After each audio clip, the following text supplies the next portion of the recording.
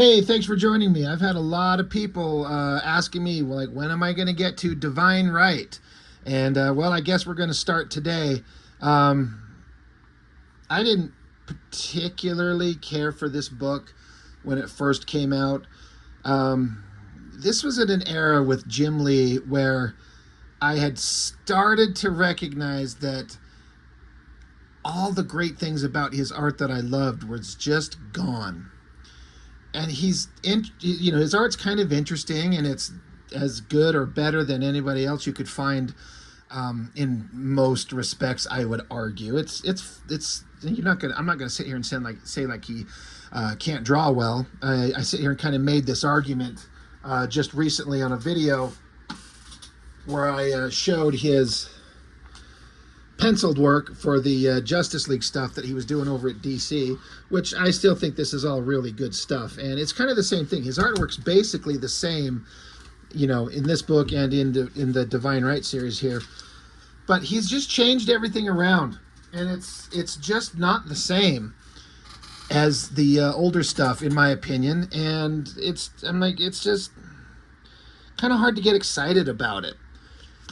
This is, if I believe correctly, or if I remember correctly, this is following the Fantastic Four Marvel stuff, and that didn't exactly go the way I think everyone wanted it to. I mean, you listen to some people like Liefeld will tell you that it was a roaring success.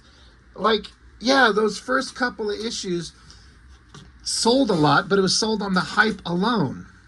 No one remembers those books with fondness. No one goes, it was one of the best written stories ever, is anything in Heroes Reborn. It's just no one gave a shit. But, Jim Lee comes back, and to his credit, it seems like he wanted to write and draw something that's entirely his own. And you could say, well, wasn't that Wildcats? I mean, kind of, but he had a co-writer. He had Brendan Choi, and none of that stuff was great. But this is something that Jim Lee wanted to do on his own. And I commend that. I respect that. I like that idea. And so trying to remember the entirety of this story, forget how it reads on a issue by issue, page by page basis. Does the overall concept have some interesting merit? Because I think it's really easy for, those of us that are creators and makers and like to make comics and write stories in whatever way that you like to do it. I think it's kind of relatively easy to come up with an interesting idea, but can you wheel it into reality? That's one. Of course, Jim Lee can. But can you tell the interesting idea in a way that's going to be received well? That can you tell the story good? Some people cannot. Having reread this issue for the first time in 2 decades at least, at minimum, this shit sucks. I can't even say that there's a great idea, because with one issue you can't get the entirety of the overall concept. But issue 1, as I've said before, and lots of other creators have said, first issues are hard because you have to introduce every character and kind of give us an idea of who they are and what their motivations are, and then the conflict and the good guys and the bad guys, and do all of that and keep it exciting and interesting on some level to keep the reader coming back to want to get more issues. And this attempts to do all of that in a very basic, generic way. Sure, it does all those things, but is it done in an interesting way? And for me, I'm just like, no, God, this is not something I want to come back to. The cover I got, I remember that there were all these Travis Charest covers, and each cover was part of a larger sort of connected image. Like, this character sitting up on this metallic whatever doodad, and this thing would go down into the top of another cover, another panel with a different character for a different book. Of course, Travis Charest always looks awesome. I don't remember if I specifically had the opportunity to choose this cover. I would have, over the Jim Lee drawn one, or if it was just in the holds at the comic shop I was getting at the time, and it's just what they happened to have given me. But in terms of art that gets me sort of excited for the characters, this is the peak of this entire book, which is right here, is this drawing, because it's Travis Charest, because it looks so freaking cool. But, and there's also some kind of, I flipped this open, I was kind of confused. I'm like, I don't love the idea, but I get the idea of having pictures of all the characters and explaining who they are. I feel like a comic book, you should just let us discover who the characters are in the book, rather than give us a little like blurb up front. Hey, this is who this person is, and this is what they do. You have Max Faraday. He's a struggling 20-year-old, and he accidentally discovers the answers to the cosmos through the internet, of all places. He's in college, and he's a pizza delivery boy. He can't get a date and has few friends, but he possesses the heart and courage of a hero. Really? Okay. And then this thing really threw me off. It says, in case you're joining us, implying like previously in the comic. I was like, what? I had to like, yeah, I'm on issue 1. Yeah, Divine Right, first printing, issue 1. What's this, in case you're joining us? Literally everyone is joining us. This is brand new. And and correct me, for those of you who might know, unless that there was some kind of like preview issue released, or some kind of story elements explained in some other book before issue 1, what the fuck is this, in case you're joining us? Like, it just threw me off. It doesn't make sense. And then even the description of the shit talks about things, it's descriptively as if explaining stuff that we should already know. It says, true to her name, IO agent Christy Blaze choreographed a mission impossible and stole the coveted creation equation. Determined to retrieve the only known record of this data, Cardinal Lazarus unleashed the wrath. In France, the former center of the Christian world, mysterious and powerful figures have other intentions to keep the creation equation sacred with their secret weapon, the Fallen. Meanwhile, an unknown hero, Max Faraday, has inadvertently been caught in the middle, but he doesn't know that yet. Like, that sounds like something we should have already read. And look, I don't know. Y'all can debate me all you want, and maybe you'll prove me wrong or convince me otherwise, but this shit should just be introduced into the story. This should be an issue 2, which I have sitting here somewhere. I mean, I've got them all. But yeah, once we dig out issue 2 here, like, that description should be right here. But but they've already got their own thing. It says international operations agent Christy Blaze has gotten herself into quite a bit of trouble after stealing the unknown copy of the creation equation. She's been dodging forces of good and evil that are willing to do anything to retrieve the sacred formula. Enter Max Faraday, part-time student and pizza delivery boy. Fooling around on the internet with his buddy Devin, he downloaded the classified government file, unknowingly submitting his body as a conduit for an explosive message. Like, we're already off to a bad start, in my opinion. And then I don't like this facing page, divine right, and then quotes from scripture, the meek shall inherit the earth. And then Faraday himself, he's got his own rules. Losers walk. Oh my God, that's so clever. And this is something else that come up inside this book for me. So this is Jim Lee. I don't know how old he is at the time of making this book. I'm just kind of doing estimation off the top of my head. I think Jim Lee's in his 60s. So this would put him in his 40s. Right? 40s or 50s, maybe, depending on how old he actually is. This book is being written as if he's trying to tap into the youth culture of the day, which was, yeah, this is September of 97. And so there's a lot of pop culture references, like vernacular and just things that people say that date the shit out of it, but it also comes across as really like fake, and like it just doesn't read well. It just feels like an old guy trying to say things that young people do at the time. And it maybe at the time, I remember reading this and not feeling like it was, for lack of a better word, cringe, which I hate using that word. In fact, that's modern vernacular bullshit. It's cringe. I didn't feel that at the time, but reading it now, it's kind of embarrassing. But we'll get into it, and then again, you can kind of make your own judgment.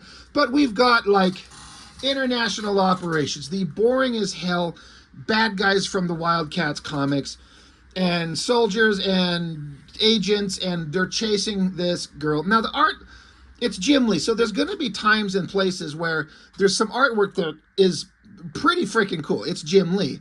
But that being said, it's kind of just stuff that we've seen over and over and over. He hasn't really tried to do anything different or unique.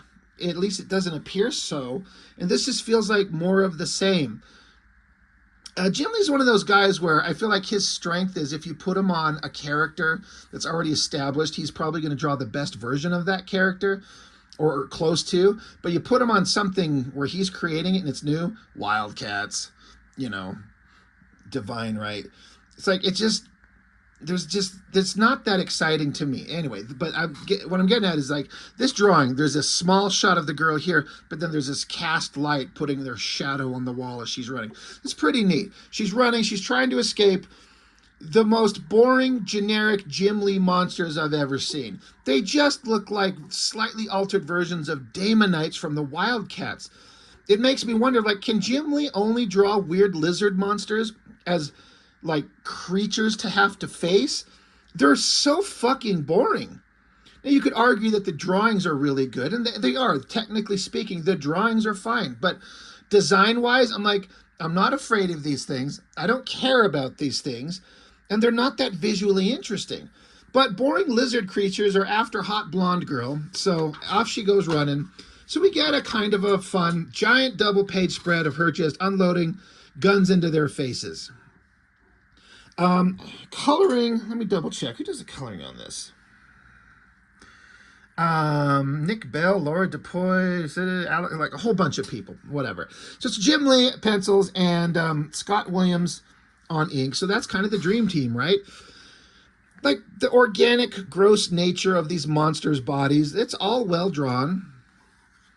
It's, you know, it's kind of fine. It's a big double-page splash of hot girls shooting guns into lizard faces, saying, "Put your lips on this, dickless." Okay, and her name is Christine Blaze, so of course the chapter title is Blaze of Glory, because of course. The sound effects are fa-bam, fa-bam, fa-bam, fa-bam, and he's going arg. I kind of liked this shot where it's like, my brain first thought is like, it's like a video game perspective shot where you change the view to be like the eyes of the character and you're shooting with the guns. That's kind of fine. You know, it's kind of interesting. I don't know that I'd seen that from Jim Lee before. That's kind of interesting. Lizard monster with his head blown off, then vomits out of the exploded hole on his carcass here. Looks like he vomits out maggots into her face. No, okay, sure. And then the last panel, she's trying to get away, and then we get a reversed silhouette, kind of Sin City style of her running away. Careful, Jim Lee. You don't let Frank Miller see that. He'll shit on you on the letter pages of his comics again, and you'll fold like a bitch. Again. Now, cut back to, we're at Pacific Beach, San Diego, a house, and then here's our hero, Max Faraday. Now, this is where the dialogue got, like, this is just bad.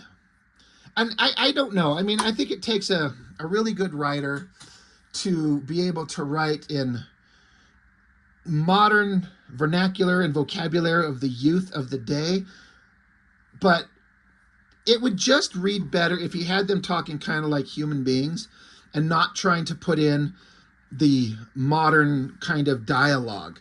And it just doesn't work, in my opinion. Like, and just like literally every word coming out of these characters, but specifically this douchebag here, this guy named Devin. He says, "Max, we got to get out of here. Hit the town. Find all the beautiful babies." It literally says babies. Like, it should be babes, right? Find all the beautiful babies. Like, I'm going to show you so you can read it. Like, look at that. Find all the beautiful babies. Okay. He continues saying, nothing's going to happen just sitting on our asses chatting with people on the net. We need to hit the clubs, man. Max says, Dev, I'm still underage. Still, or rather, sides, instead of beside, it's just apostrophe S-I-D-E-S. Sides. Suze should be logging on soon. Devin's like, man, that's no excuse. Hey, when I was an undergrad, I was a real dope fly OG chillin' mother. And Max says, word. Devin says, Max, I know you're into that cyber chick girlfriend of yours, but that's not a real relationship, man. He says you, she's really cool, dude. You, and he interrupts her, man, you've never even met this chick, much less poked her. And that perv cyber crap doesn't count. Max says, hey, dude, I've had sex before. And he's like, yeah, with whom? And Max says, well, not with another person. Weak, Max, real weak. I was just reading this before recording here, and I was like, oh my God. This is bad. Like, this is awful. And then Max is like, oh, and he's sitting here like, he's all about, there's this soda that he drinks. It's called Whack Cola, W-H-A-K, Whack Cola. And they lean the fuck into the Whack Cola way more than you think would be necessary. But he's like, oh, wait, there was that one time, you know, he's like, after midterms, I was delivering pizza because he's a pizza delivery guy. He was up in the rich part of town delivering some pies. And Devin's like, this ain't the story with the two pigs, is it? He's like, no, man, this is better. Anyway, when I get to the door, this fine, totally fine babe comes to the door. And she was like completely naked, dude, toasted too. And Devin says, waka waka swing. I'm not making that up. He says, so I'm like completely being Mr. Cool and everything. Oh, Jesus God. That dialogue. So I'm like completely being Mr. Cool and everything. And he's like, ma'am, here's the peaches you ordered. And of course, dating this is that fucking Jamiroquai had. Remember that musician who was popular for 5 seconds with like one song and that big giant fucking stupid hat that he wore? And now he's wearing it. It's really dumb. So he's like, hey, here's your pies. And so he says, so she completely flashes me this killer smile and says, you got a meat lovers special in there for me, Red? Okay. Artistically, this looks like very much like Jim Lee art, but holy shit, did he used to draw in a much more interesting style that I can't tell you how much his art in those old Uncanny X-Men issues is just 1,000 times better than this to me. The hot girls, the body language, just everything. It's not the same. But anyway, this fucking stupid story continues as Devin's like, hey now. So Max says, so anyway, so we're chilling and really cool. Like, I give her my number. And then she's like, hey there, Big Red, you're forgetting something. Here's your tip. Or would you rather have behind what's door number 2? And Devin's like, yes, sweet, as he's doing a little fist pump. Because Jim Lee's writing these guys to be like horny college kids, which is kind of fair, but oh my God. So then Max is like, well, actually, I told it wrong a little. Dev's like, what do you mean? He's like, well, I forgot that the Max Mobile was running low on gas that night, and so he took the cash instead of fucking the hot girl. And of course, Devin's like, no, you didn't. You did, you lousy. You took the lousy Jackson. And so then we get him like tipping himself over the couch, like choking. He's like, choke, choke, choke, ha ha, giggle, snort, snicker, snort, ha ha ha. Max is like, dude, don't you have some papers to grade or something, some undergrads to scam on? You comp sci geeks have way too much free time. So by this point in reading this, rereading it this time, I'm like, this is like going to be like the worst fucking comic I've read in years. This is terrible. I will read All-Star Batman day and night with Frank Miller's fucking ridiculous stories and dialogue 1,000,000 times over this shit. And I'm sorry if you love this. Maybe future issues will jettison this fucking garbage and get interesting, but this is not reading well to me at all. This fucking sucks. So then he gets back on the chat room, which is kind of funny because back in the early days, like the early mid 90s or so, when chat rooms were kind of a big thing, I remember sitting down and chatting with people at length forever, just like this. But so Max is chatting with this girl. You know, he's got some hot girl on the internet that he talks with, and they're developing a relationship. Anyway, back with Christine Blaze. At least we can get to the girl shooting lizards. It's more interesting than this crap. So she's going to this place. I'm trying to see if it says anything. It doesn't say, but it's basically like an internet cafe, I guess. And they go out of their way to explain how this guy's asking the girl behind the counter to make 100 copies of this, and she's pointing out that it's Sandra Bullock's head superimposed on the body of a different naked woman, and that could be illegal and get you in trouble. And the guy's like, yeah, whatever. So, okay, good to know what could kind of be done with early days of Photoshop and internet and bullshit stuff like that. Christine Blaze goes to the computer, throws the guy out of the way, and she starts uploading some shit on the computer. Meanwhile, outside, boring, generic fucking monster creatures version 2 from Jim Lee pop up. And, like, I guess you could say, like, the drawing is good, I guess. These designs are so fucking boring, and it's exactly the Jim Lee style. And I hate saying, like, I'm shitting on the guy, because he was the best artist in my mind for years. When I first started paying attention to the artist in comics, which is right at the beginning of his Uncanny X-Men run, all that stuff looked so freaking amazing. And that's why I kind of reiterate my point that take existing designs and characters and give them to Jim Lee, and he might make the most interesting versions of them. And to me, that's what he did on X-Men. I had been reading X-Men for a little while, and I just think that he just nailed the X-Men perfectly. But then he's definitely got a design aesthetic that is unique to him, and so does everybody. But this is just monsters that I've seen in everything that he's drawn as soon as he started Image. And I don't like it. And it's just a personal choice. And I'm not trying to be a little whiny bitch about it, but it's just so boring. It's way too cluttered. It's way too busy. And it's hard to see what you're looking at. Sometimes just simplifying the design a bit. Give them like a recognizable silhouette alone. And then it's kind of easy to be more iconic. I make this argument, and I've had this kind of, I don't want to say debate, when I've been doing live streams with some of the people that follow me. You know, we've talked about, like, name one character design that Jim Lee has made personally that's an iconic design. And it's like, I'll sit here and wait while you tell me. I'm sure, hopefully, this will create some conversation in the comments, but is there one design Jim Lee has done that's just been iconic? I mean, I sit here and shit on Liefeld all day and night, but Deadpool as a design stuck perfectly. Cable as a design stuck perfectly. Domino looked good. Pharaoh looked good. Shatterstar, to my mind, looked good. That entire team. Now, go back and look at anything that Jim Lee created new on X-Men. Well, did he create anything new? I've had some people say, well, didn't he create the Psylocke outfit? I don't know. That Asian Psylocke, did Jim Lee create that design? I don't know. I'm pretty sure, like, he was the one who drew her in those initial issues, and so that design looks good. I think that is an iconic design. So maybe that is argument one.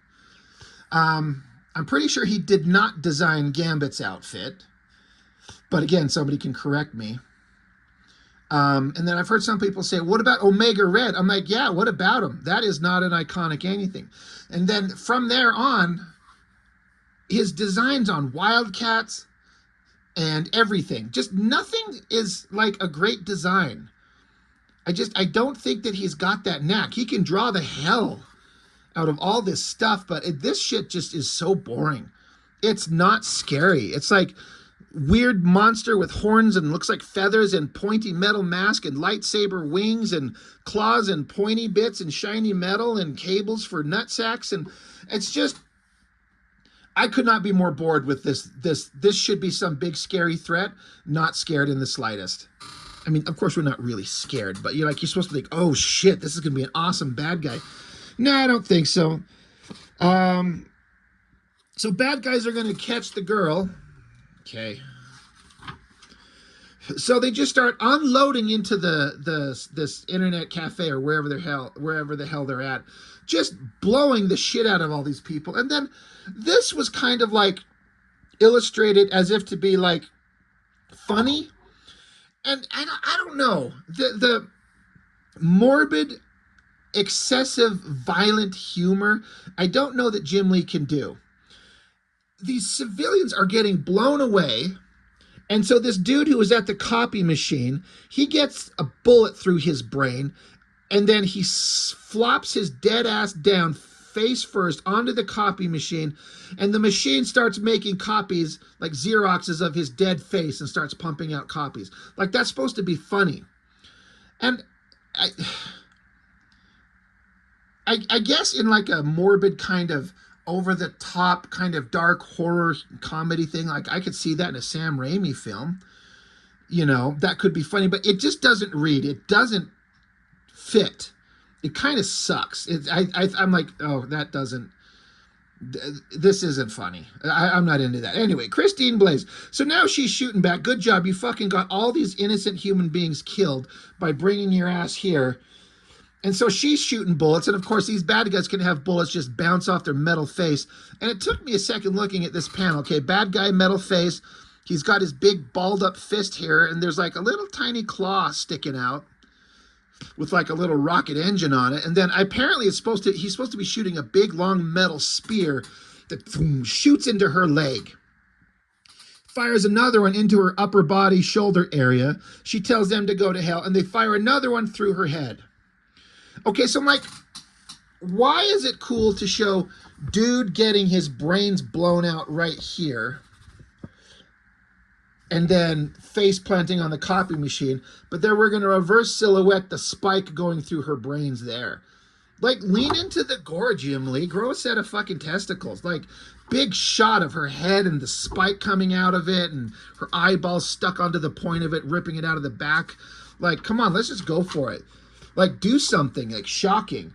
And we get back to the guy who was, like, photoshopping Sandra Bullock's head on top of nude bodies. And he's like, I didn't mean it. And the bad guys are like, whatever, prepare to be judged. And they actually show a little photoshopped image of the actress herself right there.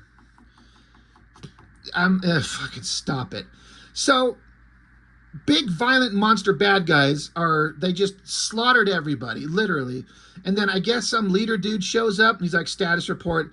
And they're like, we've carried out your orders, Lord Jestra. Jesthra. Jestra, the thieving woman, has been terminated. So, new bad guy, Jestra, says, I said after we got the creation equation from, and then bad guy interrupts. He's like, my lord, the disk has been retrieved. So bad guy Jestra says, what? What did you say? Like he's pissed off that he got interrupted. It's like, what? You went over my helmet? He says, you dare to interrupt me, you maggot? And bad guy's like, I just assumed you would want to know. So bad guy Jestra puts his hand forward and he says, babbling imbecile, talk to the hand. Yeah. Embarrassing. Fries the monster and takes off. He's like, has anyone else got something they want to share? Yeah, I didn't think so. Time to leave. I hear the sirens coming. Let's go. Let's go. If we got lucky this time. If we hadn't stopped this Blaze female. So it's like they thought that she uploaded information onto the computer, sent it off. They don't know that she did that, so they assumed that they stopped her in time. They obviously did not. Oh my God. Back with Devin and Max Faraday here. So now Devin himself is on the computer looking up internet porn like it's funny. I mean, it could be, but it's just creepy. It's weird. Anyway, So Devin starts digging into some stuff. He's like, whoa, for some reason in the fucking universe, that information that Christine Blaze just emailed out somehow shows up onto Max Faraday's computer. He's like, whoa, check it out. An IO Alpha Omega 1 eyes only file. That's top secret classified. And Devin's like, I'm opening up the code using my professor's ident code. The old man does a lot of encryption work for IO. He shouldn't be so careless with his passcodes. Max says, like, wait, hey, is that like legal? He says, of course not. That's why I'm doing it on your machine. And he's like, oh, already done. And they're like, hey, open the file already. So Max is looking at it. We get a close-up on Max's eye and then Devin's eye. And it's like binary code zipping by so fast. Like Devin's like, oh, God, it's going too fast. It's kind of wigging me out. So then from behind them, we hear a voice talk. So that distracts Devin. He looks away. But Max is just locked in here. And Max says, I should send a copy to Suze. Like Susanna or Susie or whatever the fuck the girl he talks to online with. So he's locked in. So Devin goes over it. Now this is Max Faraday's super fucking hot sister. I kind of like, I saw Jim Lee do shiny chrome metallic rendering ink lines like this before. One other time that I can think of, because she's wearing this hyper super silver dress, I guess. Very, very short crop, but she's coming back from out on a date, so she's super hot. Devin's trying to hit on her. She ain't having it because she's a little bit older. She's in the Army Reserve, so she's theoretically kind of a badass, and they keep describing what a fucking total badass she is.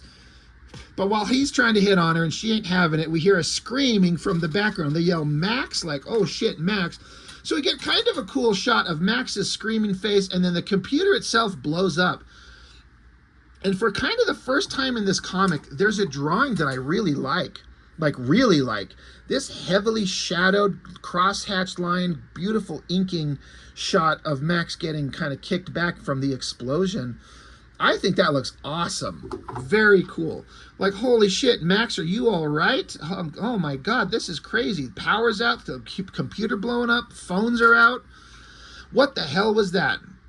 Meanwhile, back up in the city, the cops are kind of digging into that, the murder that just happened at the internet cafe, and they're like, holy shit, this is crazy. The world's gone crazy. Everything sucks. And on top of a nearby building are some shadowy figures watching. You know, characters are going to get involved in the story eventually here, right?